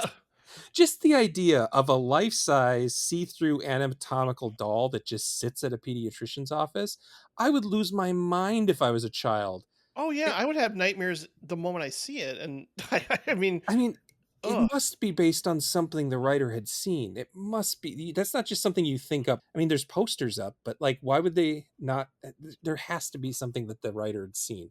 This just can't be a made up whole cloth. Well, I just hopefully don't. he didn't actually see a nurse do what that Oh nurse. yeah, yeah. Well, yeah. And so then there's, yeah, and then a nurse uses Pin, who I guess has a erect penis. Mhm. We never see Yeah. his genitals, but yeah, he uses her as a, or uses Pin as a sex toy, and the boy sees that, among other things that fuck him up about sex in particular. And then their mom is debilitatingly obsessive compulsive, Yeah. where she keeps everything under plastic and she makes them eat over areas that, and then clean immediately where they just ate. So like he has, they say later the sister decides he has paranoid schizophrenia, but I mean it could be any number of things. He's just, he could have very advanced OCD, and that would lead to all these things. There's just so many things that could have gone wrong with him, and a lot, some of it's hereditary and some of it is just abuse. Yeah. I mean, he's experiencing psychosis and can't seem to get a grasp on reality, but also is just projecting everything onto Pin and wants Pin to be like almost like a superhero to him. And Yeah. there's just like it's And so Pin can't uncomfortable. move. Like Pin Yeah. can't move on his own. There keeps like being like, "Oh my god, Pin's moving. It's finally happening." Nope. Nope, it's always there's always some reason behind Pin moving. And Pin's voice is being is all ventriloquism, which speaking of Chloe, we covered Dead of Night and how that movie ends on like the original ventriloquist horror story, with a ventriloquist's dummy becoming a separate identity and eventually switching places with the ventriloquist, and that's the end of the movie or the Oh right. story. Yeah, yeah, yeah. I And totally so remember I that. realized that, like, yeah, ventriloquism horror is its own subgenre, and that's almost always what happens. Well, I think what weirdly how this is connected to the Chloe episode is I think you guys briefly brought up Pin, and Chloe said, "Oh, I've never seen Pin," so I just sent her Yeah, the movie. I'm like, "Well, you have to see Pin, of yeah. course you do." So it just like all ties together. But the biggest revelation, the biggest surprise for me was who is responsible for Pin's voice. Um, Yes, and I honestly, before you even say it, it's so weird, and his voice is so processed that I did oh a yeah, lot of research to see if it was a different person. yeah, it sound I mean, we know that guy's voice, it's a very distinctive, memorable voice, but it's clearly pitch shifted or Yeah, it's so, something. so yeah, you can say who it is, yeah. It's Jonathan Banks from Breaking Bad. Mike Aaron Trout. Urban And Trout. and he's also in The Adventures of Buckaroo Banzai. Oh, yeah. Yeah, yeah. He's in charge. He's like a He's in guard. Beverly Hills Cop. Yeah, Yeah, yeah, he's in a lot of but he plays a lot of cops. he's got this really specific Yeah. voice, and Pin talks like this. And so I'm like, maybe it's a different Jonathan Banks, because that's, but I, That's what I thought too. every Yeah. single thing I read said it was him. So if it is an error, like IMDb made an error and then everybody else based their error on that, no one's ever corrected it. So I don't know. I guess it is really him. It's very strange. Well, I mean, if he ever shows up at, like, a fan convention, maybe that's the one reason to go. Like, I'll just be like, "Okay, Yeah. let's confirm this once and for all." I mean, yeah, he does Breaking Bad stuff, I think. Yeah, I go would and think so. take a Adventures of Buckaroo Banzai picture, have him sign that, and then ask him about Yeah, Pin. That's a good idea. I think I will. But, yeah, again, like, I really do think the performances here, again, are really strong, and this, David Ian Hewlett, Mhm. uh, I mean, He's in me a lot. He's Yeah, a I was surprised to recognizable find actor. out, but and he looks a little bit like a cross between Justin Timberlake and Robert Pattinson Yeah, a little at bit. this At point in this point in his time. life, yeah, he's Yeah, filled yeah, yeah, out. yeah. Oh, yeah, but He's in a whole bunch of Guillermo del Toro movies. He's in Shape of Water, Nightmare Alley. He was just in he was in Rise of the Planet of the Apes. I think he was the jerk neighbor in that. But his connection, oh, he's Canadian, but his other connection to Canuxploitation is that he appears to have been friends with Vincenzo Natali. oh, yeah, he's in Splice. He's That's in right. Splice and Cypher and Cube, and he was in a bunch of his student films apparently, which I've never seen. Oh, interesting. Huh. So like he is, like I feel like Who Natali knew? is the 2000s or the lead, like in the way that Cronenberg is the 70s leader, 70s and 80s leader for Canuxploitation. I feel like Natali kind of came out for the late 90s, early 2000s. And again, it has a soap opera-ness to it, but it's less histrionic. Right. And when he turns on a dime, it's because he's mentally unwell. It makes more sense than when the guy in I Miss You Hugs and Kisses does. Yeah, and I really do feel I felt so bad for the boyfriend that she gets because he's so nice and so cool, and at like one point he actually plays along and is just like, "Oh, Yeah. hey Pin, I see you like chocolate. Would you like some chocolate?" Like he's trying to be such a nice guy, and oh, yeah, what happens from that point is kind of inevitable, but at the same time just like, "Oh, she really been a nice guy."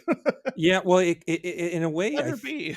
in a way I think it does sort of, I think on purpose, subvert teen drama cliches, because the boyfriend is a jock who Yeah. is super sweet and understanding and patient.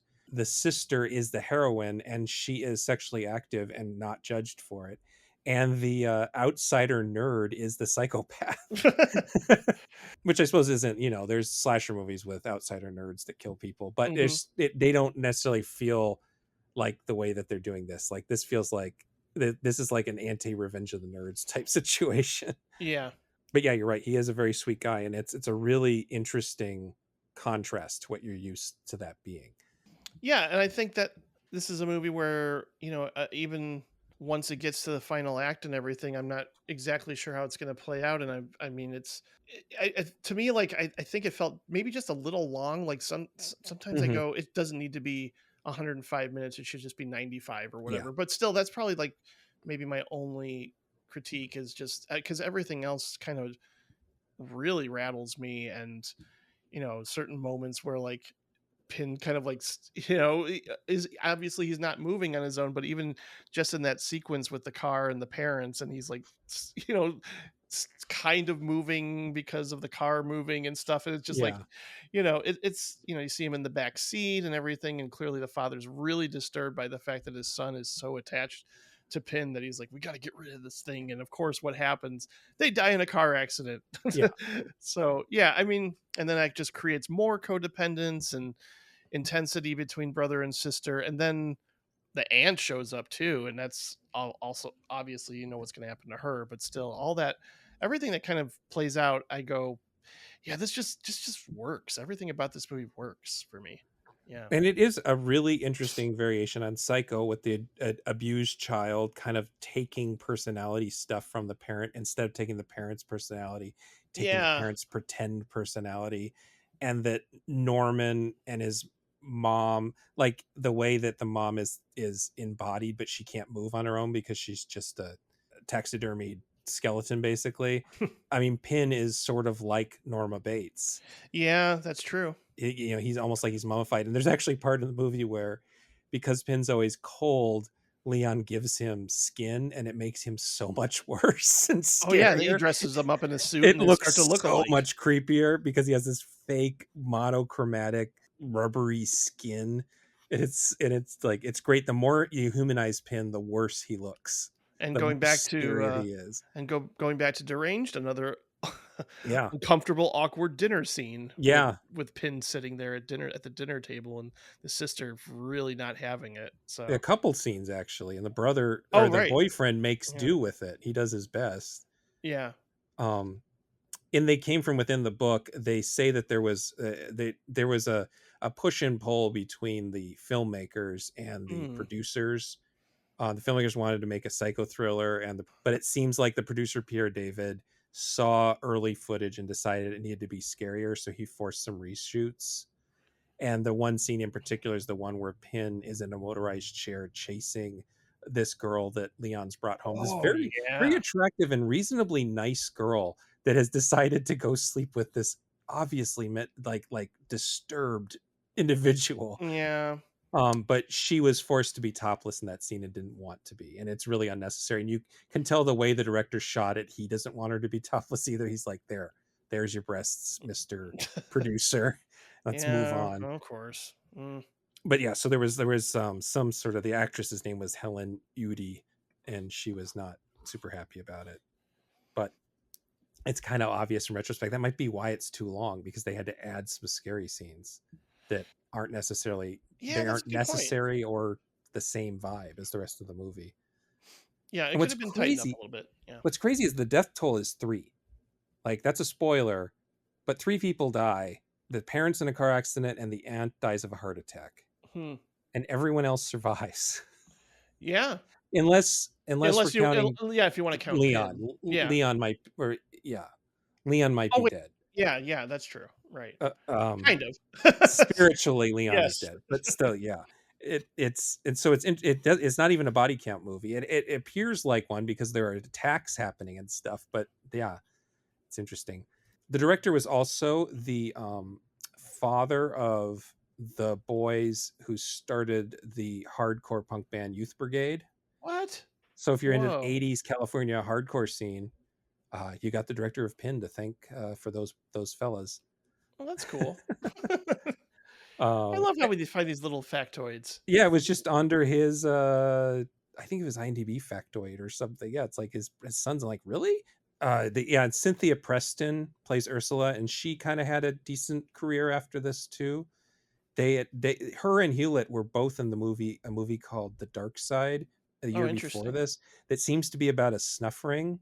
Ooh. Oh. I don't know anything else about it, but she was on the X Files, and then she was on all these Canadian shows, like the classic Canadian horror uh, show, Forever Night, the one about the cop who's a Toronto cop who's a vampire, but Oh, a good okay.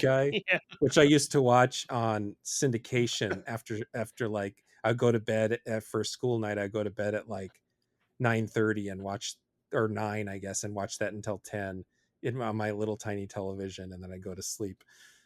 And then she was also the voice for Zelda in that really no good Legend of Oh Zelda man. cartoon that would play, I think, on only Fridays. For Super Mario, it'd be Super Mario every other day of the week, and then Zelda on Fridays. I don't know, you might actually be barely too old for that show, I don't remember, but it's because I feel weird. like I was already almost getting too old to be watching that. Yeah. Well, a movie that might be in the same spirit or the same vein as Pin is like I think the next year, The Brain, Yeah, and which she's in that too. with yeah, the one with the guy from David Gale Yeah, from Reanimator. great poster slash Yes, VHS cover that's a for that very one. memorable one. And I don't know if I've seen that And and I've never watched it. I've seen the cover a million times over the years, but you I know had me, I never love watched it. brain movies, so I mean, Yeah, it's got a killer brain, literal maybe. brain movie. Yeah, maybe I'll seek that out at some point. I'm curious. But no, yeah, she's great. I mean, both of them really are. I mean, that's probably one of the main reasons why you get so invested in what happens to both of them, and certainly the ending seems to imply like one thing, and of course, I kind of figured like she wasn't the type to just go like I'm gonna kill you, Yeah, yeah, but you know, I figured I knew what was gonna happen at the very end, but still, it's yeah, it's a consistently interesting film that I hope more people seek out. Like this is something that I would assume should get a really solid, stellar Vinegar Syndrome or yeah. I Severin or don't. one of those companies. There has to be a rights issue, because it's been a cult film for a long Yeah. time, and the DVD has been out of print forever. And there's a German Blu-ray, but it was one of those companies that puts out super limited editions. So I don't know if anybody even has it. And it's one of those companies I don't know if they upscale DVDs transfers, or if they actually do. But yeah, I'm sure that all those companies, Vinegar Syndrome, Severin, Arrow, Blue Underground, etc., I'm sure they all want want it. I'm sure they're all Yeah. looking into it, and all the people who made it are still alive, so they and probably be open. Maybe not Terry O'Quinn, but everybody be open to interviewing about it. Maybe he'd be open to interviewing about it too. Oh yeah, for Yeah. sure. Yeah, it could definitely use with. It's not one that looks as awful as Rituals. Like it's DVD quality, but it's decent DVD quality. Yeah. It's okay. But yeah, it could do with a remaster as well. No, for sure. No, I'm glad. I mean, I would be happy to do Canuxploitation Part 2. Yeah, Seriously, because I mean, but again, like I also want to tackle other subgenres, or even like I was talking about with Ozploitation, or we yeah, always come up with something every year that's fun, and I'm glad we did this, because I think there's several titles I can throw out, because I think one of the ones that kickstarted my interest too was basically a movie that I sort of just appeared on a podcast to talk about, where I wasn't sure if I had seen it when I was younger, and then when I watched them, I'm like, oh, I don't think I've seen this, and I kind of love it. It's a movie called Killer Party, and Oh, by no, no, no. I'm thinking of the one by the guy who did Green Room. oh right, no, that's a Murder Party. Murder Party. Yeah, Yeah, sorry. Go on. this is a it's a kind of, again, another surprise, a mashup, weird, sort of like supernatural slasher movie of some kind. Like it starts off at a college, and like an initiation has taken place, and all these strange things start happening that may be murders, they may be pranks. It's not like April Fool's Day, but still there's just a weird like horror comedy kind of mix together with these films. But what's interesting is that this is a director that I wouldn't mind covering at some point. William Fruitt made this movie, Mm, and he is also responsible for Death Weekend, hmm. which I love, but it's very different in tone than this. But Killer Party was just something that, like, it kind of just surprised me how it became this movie that I saw because of a podcast, and I go, oh, this is actually really kind of a fun, weird movie that I think people should seek out. And I got it confused too at the time with that. Oh crap, it's gonna bother me now. The Strange Behavior. Oh, which is Australian, but Yes. really does a very good job of disguising its Australianness. I don't think there's any accents in that movie. Yeah, it's kind of similar to that in a Hmm. way, but it's just, yeah, you kind of don't know what to make of it, or you can't like just immediately say, well, this is this type of horror movie, because it's kind of doing a whole bunch of different things, and then suddenly there's a musical number, or it's just, and Hmm. like there's a Tangerine Dream score for that one, and there's just like a lot of things once in a while where all the elements go, well, this is totally what I love, so it's all here. And that's pretty much true of Killer Party, which also has a co-starring role from the great Paul Bartel. So that's a huge reason to seek that out too. Yeah, But no, it's that one might also be on YouTube that people can just sort of track down. I think it eventually came out on Blu-ray. So I really do recommend both Killer Party and Death Weekend, both by the same director. So Death Weekend is also known as The House by the Lake, yeah, depending on yeah, in case people are looking for it. you Yeah, know those two for sure. And one that I actually was like, uh if I could have added one more just so I could have rewatched this, because the first time I saw it, I was like, wow, I kind of love this movie too, but I want to see it again, is Curtains. Have you seen Curtains? yeah, Yeah. yeah. Curtains is a nonsense movie. And so it's a slasher that's kind of nonsensical, and it Maybe makes I it just feel like that. what no, it makes it feel more like a giallo in a lot of ways. Hmm.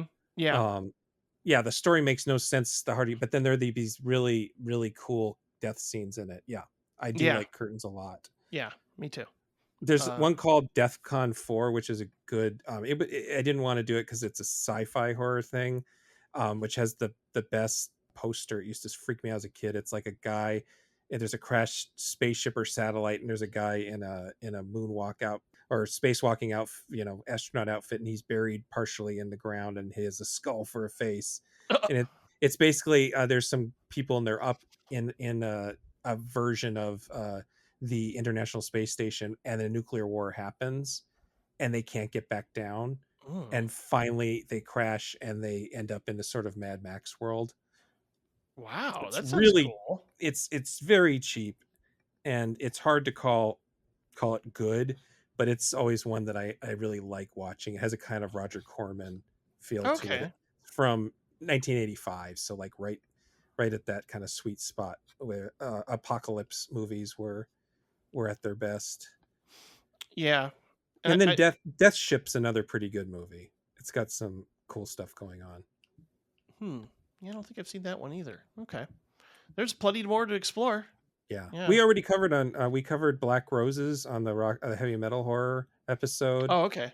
and we probably should have done the two that we probably should have done are Kathy's Curse, which has gained a really big following recently, Mm-hmm. and everybody loves Prom Night 2, Hello Mary Oh, Lou. that's what I was gonna say. Yeah, Yeah.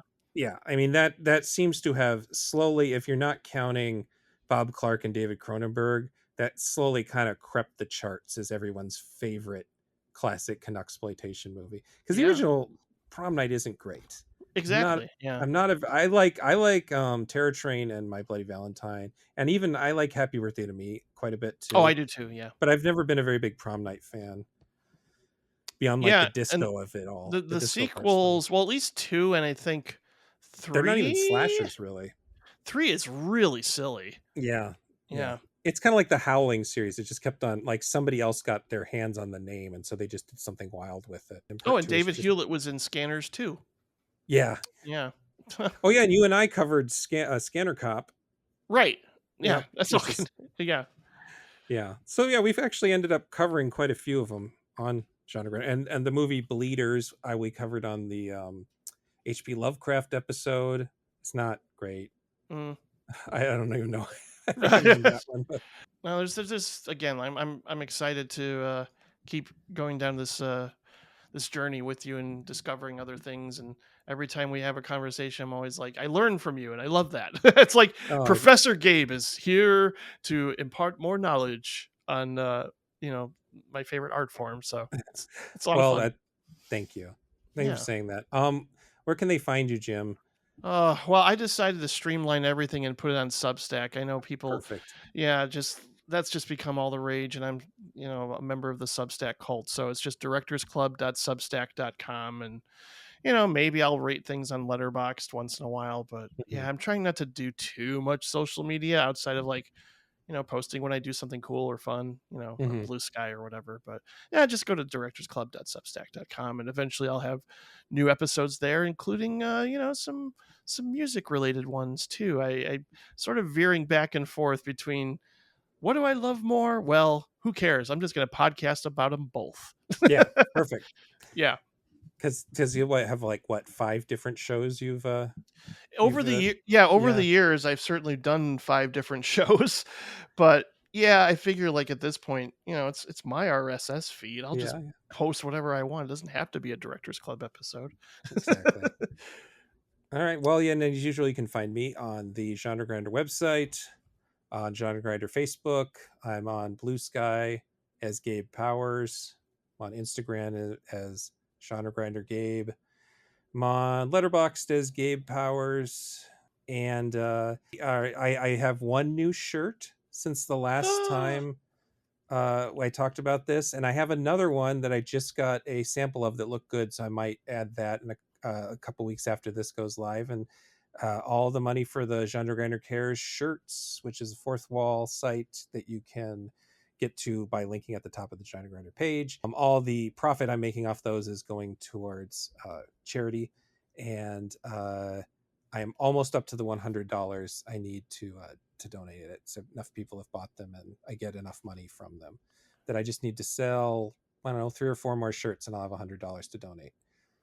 Uh, well, shucks, I'm gonna get one myself. yeah, I I have I I, I kind of have an obsession, and a lot of it has to do with the fact that social media keeps advertising cat shirts and movie shirts to me because they know what I am a yeah, sucker for. It's what really sucks about social media sometimes, but yeah, I mean, heck, my fiance just loves going to estate sales and thrift stores to buy vintage dresses. I just love collecting black t-shirts with with weird shit things on. on Yeah, them. yeah, Yeah. yeah.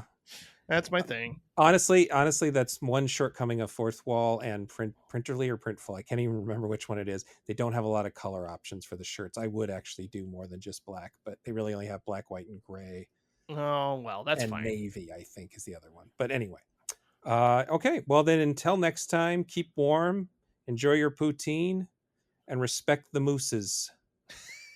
Au revoir.